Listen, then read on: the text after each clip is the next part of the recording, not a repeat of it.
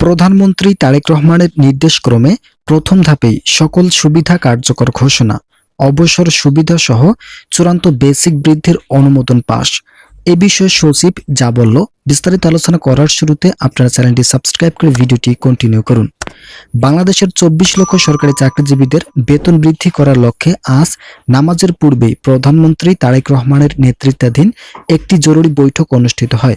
এই বৈঠকে সভাপতিত্ব করেন প্রধানমন্ত্রী তারেক রহমান। তার নেতৃত্বে বেতন ভাতা সংক্রান্ত গুরুত্বপূর্ণ সিদ্ধান্তগুলো নেওয়া হয়েছে, যাদের মধ্যে থাকছে সিলেকশন গ্রেড ও টাইম স্কেল সহ অন্যান্য সুযোগ সুবিধাগুলো। তবে আজকের বৈঠকে আরও যে সকল বিষয়গুলো নিয়ে আলোচনা করা হয়েছে তাদের মধ্যে অন্যতম হচ্ছে, প্রথম ধাপেই স্বাভাবিকভাবে সকল সুযোগ সুবিধা কার্যকর করার চূড়ান্ত মতামত দেন তারেক রহমান। তিনি রাষ্ট্রপ্রধান হওয়ায় তার সিদ্ধান্তগুলো অত্যন্ত গতিশীল হয়ে দাঁড়িয়েছে, ফলে প্রবল চাপের মধ্যে অর্থ মন্ত্রণালয় কর্তৃপক্ষ সম্মুখীন হন। তবে আজকের জরুরি যে সকল বিষয়বস্তু আলোচ্য বহুল হয়ে দাঁড়িয়েছে তার মধ্যে বিশেষ অবস্থানে রয়েছে অবসরকালীন সুযোগ সুবিধা। কেননা প্রাথমিক দিক থেকে অবসরকালীন সুবিধা বৃদ্ধির লক্ষ্যে অর্থ মন্ত্রণালয় কর্তৃপক্ষ খুব একটা ইতিবাচক পদক্ষেপ না নিলেও আজ বাংলাদেশ সচিবালয়ে নতুন যে বৈঠক অনুষ্ঠিত হয়েছে, এই বৈঠকে অবসর সুবিধা নিয়ে ইতিবাচক মতামত উঠে আসে। তবে কর্মচারী মহলের সদস্যরা যেভাবে তাদের দাবিগুলো উপস্থাপন করেছেন, সকল দাবি একযোগে বাস্তবায়ন করা সম্ভব হয়নি। কেননা এখানে বিভিন্ন ধরনের জটিলতা থাকায় পূর্ণাঙ্গভাবে সকল কিছু বাস্তবায়ন করতে ব্যর্থ হন সংশ্লিষ্ট কর্তৃপক্ষ। যারা এখন আমাদের এই চ্যানেলের নতুন সদস্য আছেন, তারা পরবর্তী আপডেট পেতে চ্যানেলটি সাবস্ক্রাইব করুন। দেশের বর্তমান অর্থনৈতিক পরিস্থিতির সাথে সামঞ্জস্য রেখে এবং সরকারি কর্মকর্তাদের দীর্ঘদিনের দাবির প্রতি সম্মান জানিয়ে সচিব কমিটি একযোগেই প্রথম ধাপের সকল সুবিধা কার্যকর ঘোষণা প্রদান করেছেন। এই সিদ্ধান্তের ফলে সরকারি চাকরির বেতন কাঠামো ও অবসরকালীন সুযোগ সুবিধায় এক বিশাল পরিবর্তন সূচনা হলো। আজ গণমাধ্যমের সামনে সচিব কমিটির একাধিক উচ্চ পদস্থ সদস্য এ বিষয়ে বিস্তারিত তথ্য তুলে ধরেন, যা সরকারি চাকরিজীবী মহলে নতুন আশার সঞ্চার করেছে। এই নতুন সিদ্ধান্ত অনুযায়ী সরকারি কর্মচারীদের অবসর সুবিধা এখন থেকে সর্বোচ্চ 100% পর্যন্ত নির্ধারণ করা হয়েছে। দীর্ঘদিনের অস্পষ্টতা কাটিয়ে অবসরপ্রাপ্ত সরকারি কর্মকর্তাদের আর্থিক নিরাপত্তা নিশ্চিত করার লক্ষ্যে এটি একটি অত্যন্ত সাহসী পদক্ষেপ। অবসর ভাতার এই হার বৃদ্ধি সরাসরি সরকারি চাকরিজীবীদের অবসরোত্তর জীবনে মান উন্নয়নে সহায়ক হবে। সরকার আশা করছে এই বর্ধিত অবসর সুবিধা প্রদানের মাধ্যমে তাদের দীর্ঘদিনের পরিশ্রমের উপযুক্ত মূল্যায়ন নিশ্চিত করা সম্ভব হবে। বেসিক বেতন বা মূল বেতন বৃদ্ধির বিষয়টি এবার সবচেয়ে বেশি গুরুত্ব পেয়েছে।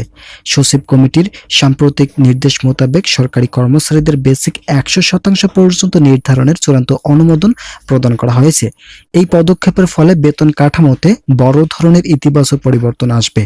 অনেকদিন ধরে সরকারি কর্মচারীগণ যে বেতন বৈষম্য ও মূল্যস্ফীতির সাথে লড়াই করেছিলেন, এই সিদ্ধান্ত সেই জটিলতা নিরসনের কার্যকর ভূমিকা পালন করবে বলে মনে করা হচ্ছে।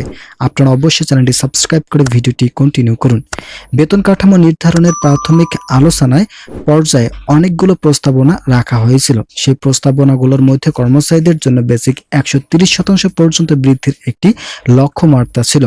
তবে দেশের সামগ্রিক সামষ্টিক অর্থনীতি, বর্তমান অবস্থা, মূল্যস্ফীতির চাপ এবং রাষ্ট্রীয় কোষাগারের সক্ষমতা বিবেচনায় নিয়ে কমিটির সেই সিদ্ধান্তটি পুনর্বিবেচনা করে পরবর্তীতে দূরদর্শী চিন্তার মাধ্যমে 130% পরিবর্তে 100% পর্যন্ত নির্ধারণ করার সিদ্ধান্ত গৃহীত হয়েছে, যাতে দেশের অর্থনীতির উপর বাড়তি চাপ সৃষ্টি না হয়।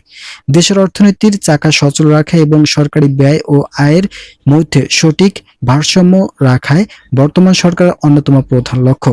সচিব কমিটির সদস্যরা জানিয়েছেন, এই সিদ্ধান্তটি নেওয়া হয়েছে অত্যন্ত সতর্কতার সাথে।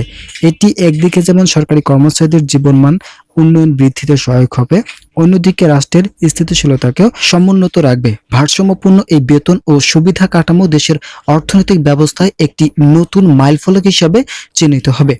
পরিশেষে সচিব কমিটির এই ঘোষণা সরকারি কর্মচারীদের মধ্যে কাজের উদ্দীপনা বাড়াবে বলে আশা করা হচ্ছে।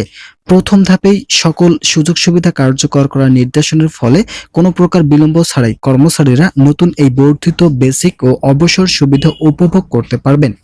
এছাড়াও সরকারের এই সিদ্ধান্ত সরকারি সেবার মান বৃদ্ধির পাশাপাশি একটি সুশৃঙ্খল ও শক্তিশালী প্রশাসন গড়ে তুলতে সহায়ক ভূমিকা পালন করবে।